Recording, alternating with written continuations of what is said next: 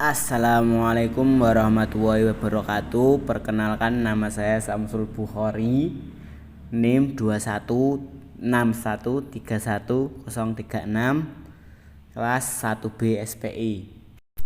Di sini saya akan menjelaskan tentang demokrasi Pancasila. Sejarah penerapan demokrasi Pancasila dimulai sejak meredupnya Orde Lama, lalu digantikan oleh Orde Baru. Ajat Sudrajat melalui tulisan bertajuk Demokrasi Pancasila dalam Perspektif Sejarah 2015 mengungkapkan dasar-dasar konstitusional demokrasi di Indonesia sesudah ada dan berlaku jauh sebelum tahun 1965. Tetapi istilah demokrasi Pancasila itu baru dipopulerkan sesuai lahirnya Orde Baru setelah tahun 1966. Masih dalam tulisannya, Ajat Sudrajat menyebut bahwa istilah demokrasi Pancasila sebagai reaksi terhadap demokrasi terpimpin di bawah pemerintahan Presiden Soekarno.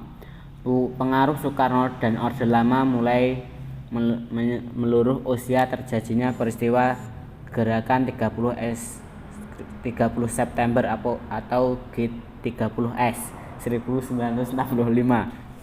Saat Orde Baru lahir, demokrasi terpimpin mendapat penolakan keras.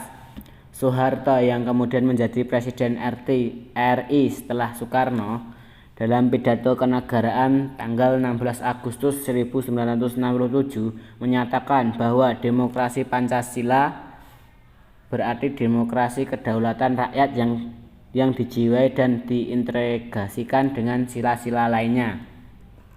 Hal ini berarti bahwa dalam menggunakan hak-hak demokrasi harus selalu disertai dengan rasa tanggung jawab kepada Tuhan Yang Maha Esa. B. Pengertian demokrasi Pancasila. Demokrasi Pancasila adalah demokrasi yang berlandaskan sila keempat Pancasila.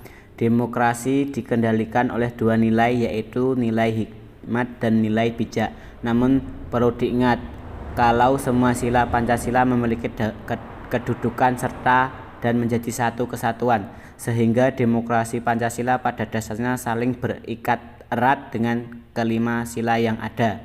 Pengertian demokrasi Pancasila menurut Ensiklopedia Indonesia adalah peran Pancasila dalam bidang politik, sosial, ekonomi, dan penyelesaian masalah nasional melalui pemusyawaratan untuk mencapai mufakat. Aspek-aspek demokrasi. Demokrasi Pancasila mengandung 6 aspek, yaitu 1. Aspek formal, menjelaskan tentang proses dan cara rakyat menunjuk wakil dalam badan perwakilan rakyat, serta mengatur musyawarah wakil rakyat secara bebas, terbuka, dan jujur. Aspek material, aspek ini menjelaskan tentang pengakuan terhadap harkat dan martabat manusia. 3. Aspek normatif atau kaidah, aspek ini membahas tentang tujuan atau kehendak yang ingin dicapai. 4. Aspek optatif, aspek ini fokus membahas tujuan atau kehendak yang ingin dicapai. Aspek organisasi, menjelaskan wadah pelaksanaan demokrasi. 6. Aspek kejiwaan, aspek ini menjelaskan semangat penyelenggara negara dan pemimpin negara. D. Ciri-ciri demokrasi Pancasila. Berikut ini ciri-ciri demokrasi Pancasila. 1. Pemerintahan berjalan sesuai dengan konstitusi.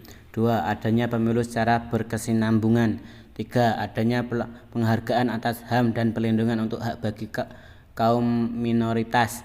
4. Kompetisi dari berbagai ide dan cara menyelesaikan masalah. 5. Ide terbaik akan diterima dibandingkan suara terbanyak. 6. Demokrasi Pancasila merupakan demokrasi konstitusi sehingga kedaulatan rakyat dalam penyelenggaraan negara dan pemerintah. Prinsip-prinsip demokrasi Pancasila. 1. Persamaan untuk seluruh rakyat Indonesia. 2. Keseimbangan antara hak dan kewajiban. 3. Pelaksanaan kebebasan yang bertanggung jawab secara moral kepada Tuhan Yang Maha Esa, diri sendiri dan orang lain. 4. Mewujudkan keadilan sosial. 5. Keputusan diambil dengan musyawarah mencapai mufakat. 6. Mengutamakan persatuan nasional dan kekeluargaan. 7. Menjunjung tinggi tujuan dan cita-cita nasional.